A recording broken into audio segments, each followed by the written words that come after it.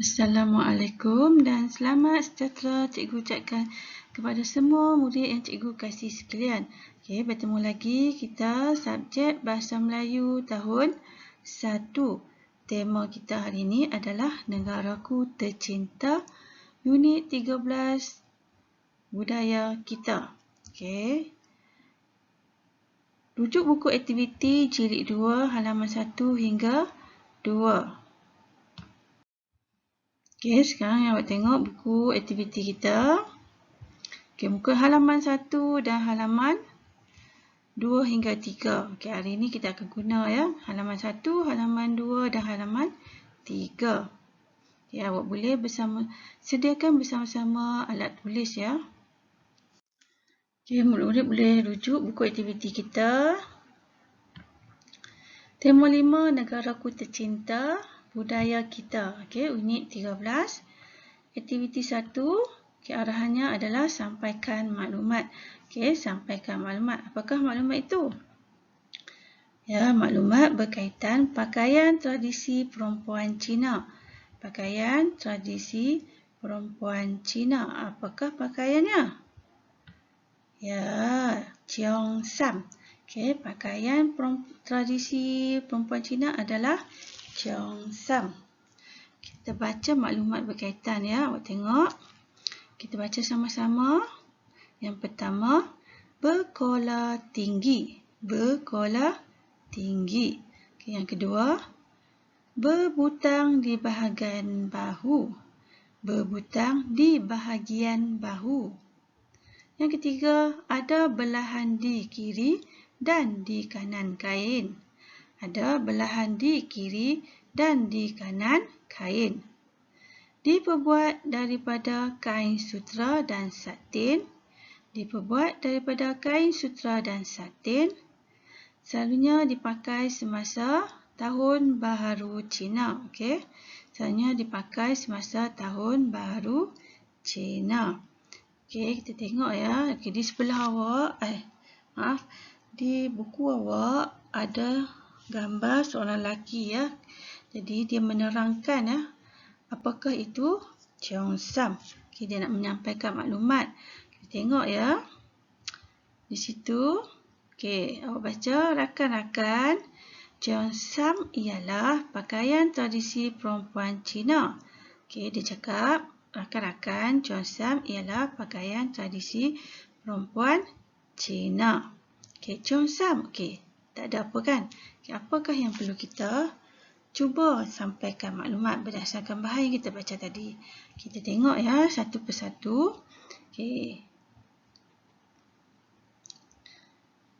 Okey, di sini kita boleh tengok ya maklumat yang pertama yang kita boleh tulis ialah cheongsam berkola tinggi dan berbutang di bahagian bahu. Okey, kita boleh gabungkan di sini jadi satu ayat. Okey. Cheongsam berkola tinggi dan berbutang di bahagian bahu. Okey, awak boleh tulis di bahagian budak lelaki yang tadi ya, yang menerangkan tentang cheongsam. Okey, dalam buku awak gambarnya di bawah. Okey, cheongsam berkola tinggi dan berbutang di bahagian bahu. Okey, lelaki itu terangkan lagi. Okey, berdasarkan maklumat di sebelah, kita tengok. Okey, ada belahan di kiri dan di kanan kain.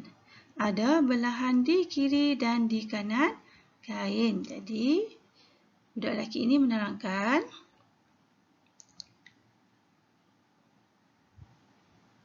ya, ada belahan di kiri dan di kanan kain. Ya, awak boleh tulis ada belahan di kiri dan di kanan kain berdasarkan maklumat yang di sebelah ya. Okey, kita tengok seterusnya maklumat.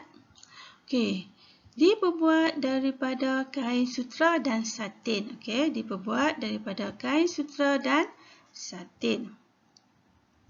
Tengok, cheongsam diperbuat daripada kain sutera dan satin. Okey, awak boleh tulis balik. Cheongsam diperbuat daripada kain sutera dan satin berdasarkan maklumat yang awak baca di sebelah tadi ya. Kita tengok seterusnya maklumat apa. Yang terakhir, pakaian tradisi ini selalunya dipakai semasa Tahun Baru Cina. Selalunya dipakai semasa Tahun Baru Cina. Apa yang boleh dituturkan oleh budak lelaki ini?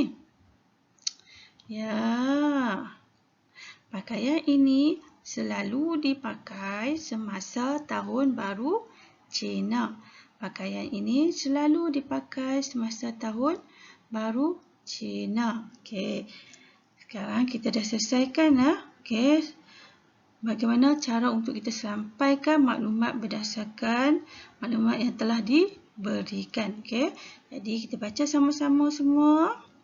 Rakan-rakan, Cheongsam ialah pakaian tradisi perempuan Cina. Cheongsam berkuala tinggi dan berbutang di bahagian bahu. Ada belahan di kiri dan di kanan kain. Cheongsam diperbuat daripada kain sutera dan satin. Pakaian ini selalu dipakai semasa Tahun Baru Cina. Itu adalah cara bagaimana kita nak sampaikan maklumat berdasarkan bahan yang kita ada. Kita cuma olah atau tambah sedikit saja perkataan-perkataan yang tertentu. Sekarang murid-murid boleh rujuk halaman 2 dan 3. Awak boleh buka buku awak halaman 2 dan 3 di mana murid perlu menakur bahan untuk mendapatkan perkataan. Murid perlu menakur bahan untuk mendapatkan perkataan. Kita tengok ya, ini aktiviti 2. Pilih perkataan yang sesuai berdasarkan gambar. Pilih perkataan yang sesuai berdasarkan gambar. Kita tengok gambar yang pertama. Boleh tengok. Sekarang kita tengok ayat yang di bawah. Makcik Leha apa? Dia telah berikan jawapan memerah mengupas kelapa. Makcik Leha memerah mengupas kelapa. Apakah perkataan yang sesuai berdasarkan gambar? Memerah atau mengupas? Ya, jawapannya adalah memerah. Jadi murid-murid boleh bulatkan jawapan dan kemudian tuliskan jawapan di atas garisan itu ya. Makcik Leha memerah kelapa. Makcik Leha memerah kelapa. Kita tengok gambar seterusnya. Makcik Leha membasuh apa? Beras, nasi. Makcik Leha membasuh beras atau nasi. Bolehkah kita basuh nasi? Ya, kita perlulah membasuh beras. Nasi tak boleh basuh kecuali kita nak membersihkan periuk ya. Jadi jawapannya adalah Makcik Leha membasuh beras. Jadi murid-murid boleh tulis jawapan di atas garisan iaitu beras. Seterusnya kita tengok muka surat 3. Nombor 3, gambar nombor 3. Tengok ayat. Makcik Leha memasukkan apa? Santan, air, kelapa ke dalam periuk. Makcik Leha memasukkan apa? Santan atau air, kelapa ke dalam periuk. Ya, Makcik Leha memasukkan santan, kelapa ke dalam periuk. Jadi murid boleh tulis jawapan santan. Seterusnya kita tengok gambar yang keempat. Makcik Leha apa? Menjerang, menanak nasi lemak. Makcik Leha menjerang, menanak nasi lemak. Jawapannya adalah ya, menanak. Makcik Leha menanak nasi lemak. Kalau menjerang, kerana kita guna untuk air ya. Jadi murid-murid boleh tulis jawapan di atas garisan iaitu menanak. Sekarang kita tengok gambar yang nombor 5.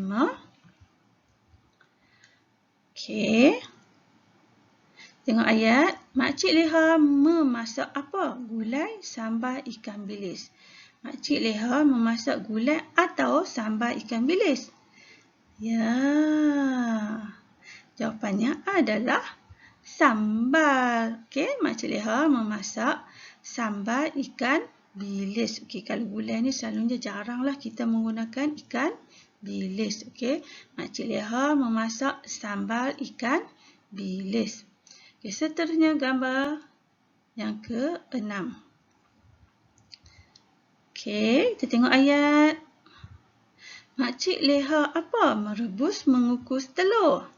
Ya, Makcik Leha merebus atau mengukus telur. Apakah jawapannya tu? Ya, jawapannya adalah merebus. Ya, Makcik Leha merebus telur. Okey.